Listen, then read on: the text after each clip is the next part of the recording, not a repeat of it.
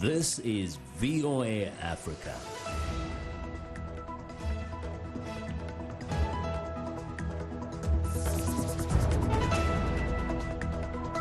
Good evening, I'm Esther Githu-Yuot. It's Thursday, September 26th. This is Africa 54. A new report sheds light on the networks of global corruption that are fueling violence in South Sudan. Democrats turn up the heat on U.S. President Donald Trump as the acting U.S. Director of National Intelligence, Joseph Maguire, testifies on Capitol Hill. And ahead of elections, some young Tunisians aren't waiting for politicians to deliver.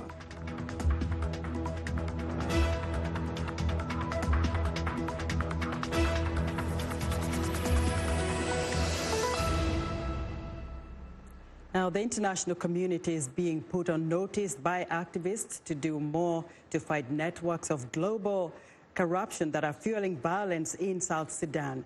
This follows publication of a report detailing country's civil war. An investigation by the Century Organization shows the links between armed groups involved in the civil war, global oil giants, and British and American citizens. Henry Ridgwell reports. Palouge oil field, South Sudan, in May 2013. Government ministers pose alongside Chinese workers and executives from Dar Petroleum as oil pumps are switched on in the world's youngest nation. Just months later, a brutal civil war would erupt, killing tens of thousands of people. At a news conference last week in London, the Century Group outlined how Dar Petroleum played a central role in the conflict. Dar Petroleum is owned by some of the biggest and most powerful companies in the world. China National Petroleum Corporation, Sinopec, and Petronas from Malaysia, and they are all complicit here. These multinational companies are not just passive beneficiaries of a horrific status quo. They have actively participated in the destruction of the country. They've supported deadly militias, they've seriously polluted the environment, and they've paid off government officials along the way. China National Petroleum Corporation and Sinopec could not be reached for comment. Petronas has not yet responded to VOA inquiries. War broke out in South Sudan in December 2013 when President Salva Kiir accused Vice President Riek Machar of plotting a coup. Century co-founder George Clooney says the civil conflict was fueled by global corruption. They received money, oil, transportation, and weapons from a vast array of people and corporations all over the world who have profited from this crisis. The investigators combed through thousands of emails and transactions detailing how both national and global corruption fueled the conflict. A company owned by President Kiir's 20-year-old daughter and her foreign business partners obtained a mining license in a territory in which the government's military, which are under the control of her father, President Kiir, later drove thousands of people from their homes. Corruption is part of the system, says analyst Rachel Ebrecht. People were engaged in accumulating political budgets in order to reward their followers, and these political budgets were very often dependent on kind of behind-the-scenes deals. So it's not to be seen simply as an individualized activity, but rather as part of a system. The report says 2 British citizens formed an oil company with a general accused of forcibly recruiting child soldiers. The investigators say Ara Dolarian, an American arms dealer, tried to sell $43 million worth of weapons to rebel General Paul Malong. Those exposing corruption can pay the ultimate price.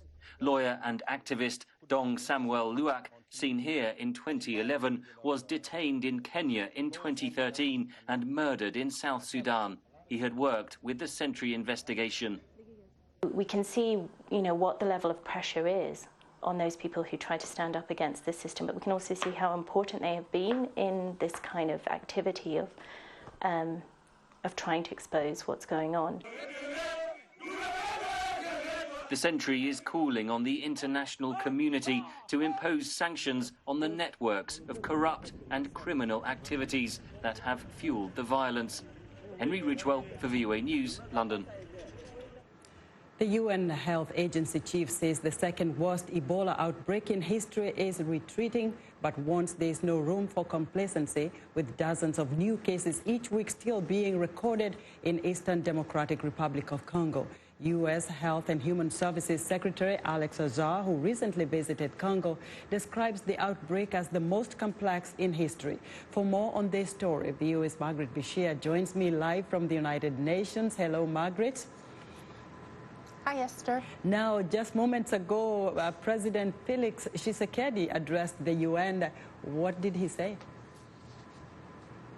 Well, he spoke a lot about armed groups in DRC. He said that the ADF and NTN are carrying out terror attacks that are consistent with their alliance with ISIS, or Daesh, as they're also known. And he said this alliance with ISIS is a new phenomenon in the sub-region and something that they're, a new threat for the DRC.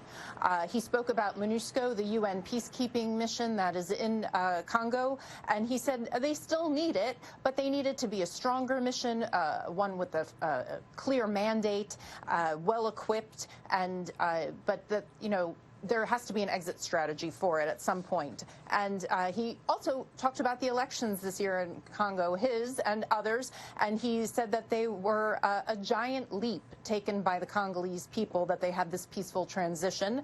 And he said there are no longer political prisoners in DRC, so he was pleased about that. He said gender, women's issues are of great importance to him, and that while women are not hugely represented in government, they are at the highest rates they have ever been. They've gone from 6% to 18% of women at the table.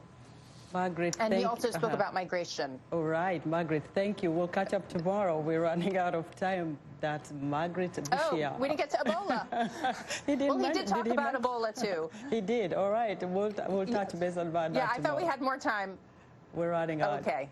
Thank you so much. That's the VOA UN correspondent, Margaret Bishia. Now, 11 suspected militants are dead in Libya following a second U.S. airstrike in 1 week near the southern town of Mosul, according to U.S. military officials.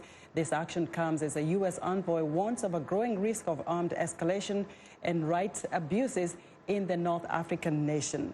The strike carried out on Tuesday in Libya's southern desert comes as rival factions are locked in a battle around the capital Tripoli, located 800 kilometers to the north, which forces loyal to Eastern-based commander Khalifa Haftar have been trying to capture since April. Major General William Gaylor, Director of Operations for U.S. Africa Command, says this airstrike was conducted to eliminate Islamic State terrorists and deny them the ability to conduct attacks on the Libyan people. Now, for more information and discussion on this situation, VOA Pentagon correspondent Carla Babb is standing by live at the U.S. military headquarters in Arlington, Virginia. Carla, bring us up to speed on the situation in Libya. Well, Esther, it appears that the Islamic State is trying to make a comeback in Libya. As you mentioned, the forces of Khalifa Haftar and the forces loyal to the Libyan government of national accord have been fighting in around Tripoli for several months, and hundreds of people have been dying because of this fighting. And what it's also done is it's left that desert in the southern area of Libya wide open for Islamic State to try to come in and infiltrate. And they've been carrying out attacks and claiming responsibility for attacks against civilians and the military while all of this fighting is going on. Now, do we know why the U.S. is carrying out the strikes now? Well, that's an interesting question, because I was speaking with a U.S. official who explained to me that while the Islamic State has become emboldened and wants to make a comeback, it's also becoming sloppy. It's exposed itself to the U.S. and it's formed in groups, and it's made itself a target. So that's why you have seen the 11 killed in the attack yesterday. That's why you've seen the 8 militants that were killed in an attack a week ago. And, you know, Esther, I would not be surprised if we didn't see more airstrikes by the U.S. in the coming days. Carla, thank you so much. Keep an eye for us on that story. VOA's Carla Babb reporting live from the Pentagon. We told you yesterday about a Voice of America investigation into North Korean construction workers in Senegal in violation of United Nations sanctions against Pyongyang. The U.S. State Department has responded to that story, telling VOA that Washington, quote, will not hesitate to take unilateral action against entities that conduct prohibited activities or facilitate sanctions evasion. Africa 54 will have more on this story as it develops. Zambian President Edgar Lungu says he plans to tackle the effects of climate change in his country as the nation looks toward its presidential election in 2021. VOA's Peter Clotty sat down with the president in New York. So far, are you impressed with the responses you've gotten as a result of the meetings you've had about climate change and what the UN particularly is focusing on to address some of the challenges? Yes, yes. And I think all these meetings that we attend, be it in the UN, the African Union, or in the region under SADC, ECOWAS, East Africa, or wherever, the panacea to our problem does not lie in interrogating these problems by way of having meetings, but it lies in implementing the resolutions that you have come across. And I think this is the biggest challenge that we have, because when we talk to each other, it was very clear that if you want to industrialize, I think you need energy. And what form of energy do you need? And we have realized that hydro energy is trickery. It's treacherous, if I may use the word. You know, 1 minute you have lots of water, the next minute you have no water, your production of power goes down, like Zambia. And so you need to have a good mix of the various forms of energy. But how many of us didn't know way back that we need a lot of energy to industrialize? But I'm glad that this is a wake-up call. And going into the future, obviously, we have said, yes, you need all forms of energy. But that's why I kept it by saying we need to have a good mix of energy, but only the private sector can invest to that magnitude that we expect should be able to have enough to develop. But the private sector will not invest if the tariffs, for example, that you are charging are not cost-reflective and profitable for them. Over the years, Zambia, the economy has been growing. Industry has been growing, population has grown, households, and the demand for electricity has exceeded the expectation of the power utility company. And so when you have this huge demand coupled with the negative effects of climate change, the power plummets from, say, 100% production to 20%. How do you meet the demand? And I think the solution lies in implementing whatever you've agreed upon. No matter how unpalatable, you have to bite the bullet. Sometimes these decisions come at a time when you have an election coming, like in Zambia. 2 years from now, we'll have an election, less than 2 years, in fact. But we have to bite the bullet. And we have to explain to the people that we are going to take these measures, not because we enjoy your suffering, but we are taking these measures because we want to keep you alive, want to keep the wheels of the economy turning, and want to go beyond 2021 with hope that the country is getting better. But who can make those decisions? Very few people. I do make those decisions, and I'm proud that we normally want to engage the people, stakeholders, and explain to them why certain measures are taken. And I think that's where we're losing it. Because by the time you come to realize that you need to implement these measures, you've been swept off your feet. You're either no longer in power, or you're a new man in office, and you're trying to, excuse me, I want to find my feet, and so on. So we should be sincere in our decision-making and implementation. That was VOA's Peter Clotty speaking with Zambian President Edgar Lungu in New York. Now, 30 people are dead in Chad following a landslide at an illegal gold mine. The country's defense minister, Mahatma Saleh, said Thursday the mine in the Tibesti region near the Libyan border collapsed early Tuesday, and more victims might still be buried amid the rubble. There has been a rapid growth of illegal mining in Tibesti in recent years, often by refugees from Sudan looking for quick money to fund migration to Europe, or by rebels fighting the army. Accidents are common at such mines in Africa due to unsafe methods and a lack of oversight. We're excited to hear what you think about Africa 54. Join the discussion on Facebook. The address is Africa 54. We're also streaming our broadcast live on Facebook. Please watch and share our show with your friends. Also check out our headlines 24/7 on voaafrica.com. Still to come, U.S. President Donald Trump comes under fire as an impeachment inquiry gets underway. We'll be right back.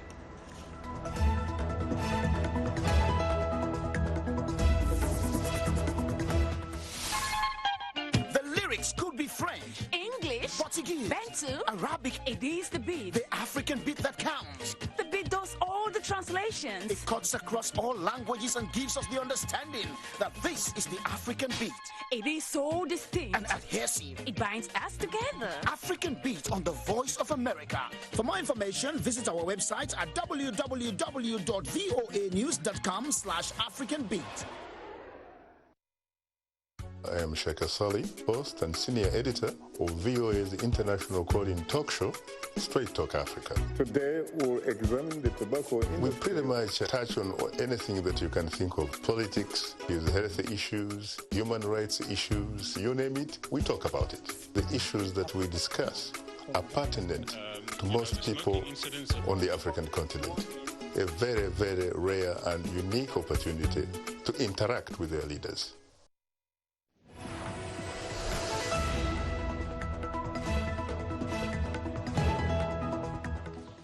I'm Clara Frank, and here's what's trending. Volkswagen's Africa boss, Thomas Schaefer, is placing a $50 million bet on a new business built around mobility solutions like ride-hailing and car-sharing. And VW is using Rwanda as its laboratory. The Move app now has over 23,000 registered users in Kigali, and in July, Move Ride, the ride-hailing service, averaged 384 rides per day, a figure VW wants to double. Only 2,200 of those who have signed up to Move are active users, however, though VW says the level of uptake is generally in line with other ride-hailing services. Next up, a London restaurant has decided to ditch all single-use plastics. Spring Restaurant near Covent Garden hopes to encourage the city's 15,000 eateries to follow suit and end the industry's environmental impact. They started by going cold turkey on plastic wrap. The paper cups used for ice cream scoops had plastic inner linings, and it was tricky to find toilet paper without plastic wrapping. One big success was buying reusable lids for metal containers, pots, and pans. And finally, toy manufacturers Mattel launched a line of customizable dolls called Creatable World. The dolls feature combinations of outfits and hairstyles that give the option of breaking away from gender stereotypes. Kids can create their own characters by selecting from a variety of wig lengths and can choose to dress their doll in trousers and/or skirts. Creatable World features 6 different dolls of varying skin tones, and each comes with 2 hairstyle options and a variety of outfits. And that's what's trending today. Now, the White House is under fire as the declassified whistleblower complaint at the center of an impeachment inquiry into President Donald Trump's actions during a phone call with the Ukrainian president has been released. The acting U.S. Director of National Intelligence, Joseph Maguire, who had blocked the release of the complaint, has just completed his public testimony Thursday before the House Intelligence Committee. Maguire is also expected to speak to members of the Senate's Intelligence Committee behind closed doors. Late Wednesday, some lawmakers who sit on intelligence committees were allowed to view the whistleblower's complaint. Assessments are generally split along party lines, with Democrats calling it damning. Democratic House member and Intelligence Committee Chairman Adam Schiff spoke to reporters after he reviewed the complaint. I found the allegations deeply disturbing. I also found them very credible. I can understand why the Inspector General found them credible, even without the benefit yet of the Inspector General's full analysis. But the complaint is very well written and certainly provides information for the committee to follow up with other witnesses and documents. So we're well aware of the work that we have to do. And I want to thank the whistleblower for coming forward. I think that What this courageous individual has done has exposed serious wrongdoing, and I think it's a travesty that this complaint was withheld as long as it was, because it was an urgent matter. It is an urgent matter, and there was simply no basis to keep this from the committee. Now, Republicans are predicting the complaint's public release will not cause any concern for the president. Trump ally Lindsey Graham insists there's nothing there. I think to suggest that this phone call was the President of the United States threatening to withhold aid to the Ukraine unless they did his political bidding is ridiculous. One Republican member of the Senate Intelligence Committee in Nebraska, Senator Ben Sasse, told reporters he found real troubling things in the complaint, but he warned Democrats about jumping to conclusions on impeachment. He also says Republicans should not just circle the wagons in the defense of Trump. Now, VOA congressional correspondent Catherine Gibson has more on the next steps in the impeachment process. A majority of the House now backs impeachment proceedings against President Donald Trump. This particular incident, I think, takes us to a different level because it's happening in real time. Americans can see exactly what is happening. And it's not just Ukraine, by the way. I mean, I think that people need to understand this is an overall issue of national security with all of the countries that we have relationships with. 6 House committees are at work on investigations. They can send their strongest cases to Judiciary Chairman Jerry Nadler, who can then recommend a full House floor vote on articles of impeachment. Certainly by the end of the year, but the Speaker has said it has to be expeditious. The country wants us to move on this. Pelosi's announcement prompted Trump to say she had lost her way. Nancy Pelosi, as far as I'm concerned, unfortunately, she's no longer the Speaker of the House. The White House release of the summary of the phone call between Trump and Zelensky split Capitol Hill along familiar party lines. If you're looking for a circumstance where the President of the United States was threatening the Ukraine with cutting off aid unless they investigate his political opponent, you would be very disappointed. That does not exist. So, from my point of view, to impeach any president over a phone call like this would be insane. But the head of one of the investigating House committees said the intent in the call was clear. What those notes reflect is a classic mafia-like shakedown of a foreign leader. They reflect a Ukrainian president who was desperate for U.S. support, for military support to help that country in a hot war with Putin's Russia. Catherine Gibson, VOA News, Capitol Hill. Gabon recently became the first African country paid by a foreign government, Norway, to preserve its forests. VOA's Peter Clotty spoke with Gabon's Minister of Forests, Lee White, to discuss what the agreement entails.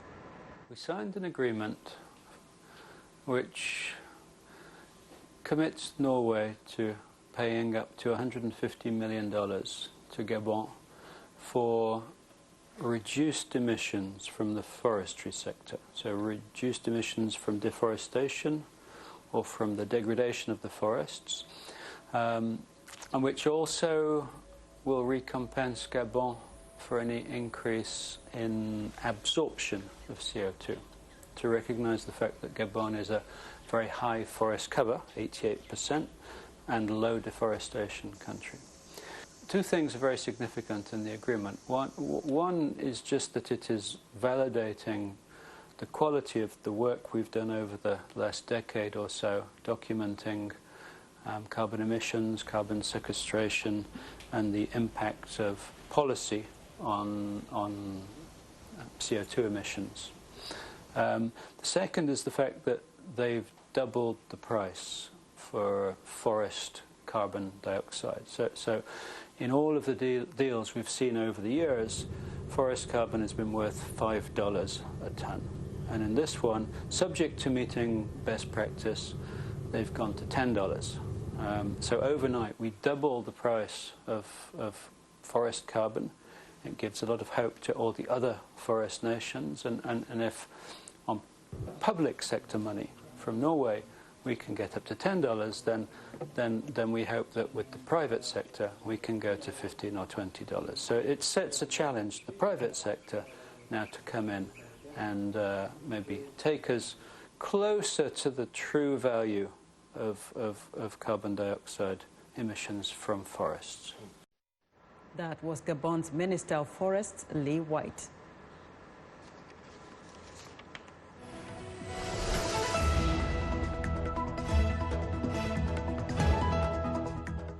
To business now, where Tunisia's economic crisis, which triggered the North African country's 2011 Arab Spring revolution and later provided fertile ground for terrorist recruitment, has now dragged on for nearly a decade. It's likely to be near the top of voter concerns in next month's legislative and presidential runoff elections. But as Lisa Brandt reports, some Tunisians are not waiting for their politicians to turn things around. Learning coding for applications, websites, and software, skills to help these young Tunisians succeed in booming tech sectors like mobile games. We are learning about the AR and VR, which is the new technology, and it's very important, especially in future. The market is in real need of these jobs, but there are no schools who will provide this technical skills. CASME's We Code Land program is part of a larger initiative to get young Tunisians more economically viable and politically involved. Still, training initiatives like this one are rare. Many young people are unemployed, including those with university degrees that don't fit market demand. It's only part of Tunisia's economic quandary. Things are very expensive. Medicines, food. Meat used to be 3.5 dinars a kilo. Now it's about 28 dinars. My clientele has shrunk because life is very expensive. Even though tourists are back after Tunisia's 2015 terrorist attacks, overall growth is sluggish. And the cost of doing business here is high. Tunisia ranks 73rd out of 180 countries on Transparency International's Corruption Perceptions Index. Some experts say corruption, once limited to the elite before the revolution, is now widespread. Everyone is to blame, says the head of an anti-corruption NGO. Not only we fail to understand how the system and how the corrupt work, what are the networks, we also fail to improve the ecosystem in general. Today's voters want change, and social entrepreneurs like Kasmi and Awadi, who aren't waiting for next month's election results. They're reaching out nationwide to hundreds of young people to turn things around in their communities by getting involved in rooting out corruption and creating businesses and jobs. If their potential is channeled, if they belong to the right incubator or the right community of thinkers and doers, they can do a lot. Lisa Bryant for VOA News, Tunis. And that's our show for today. Be sure to watch Africa 54 on our website at voaafrica.com. From all of us here in Washington, have a good evening.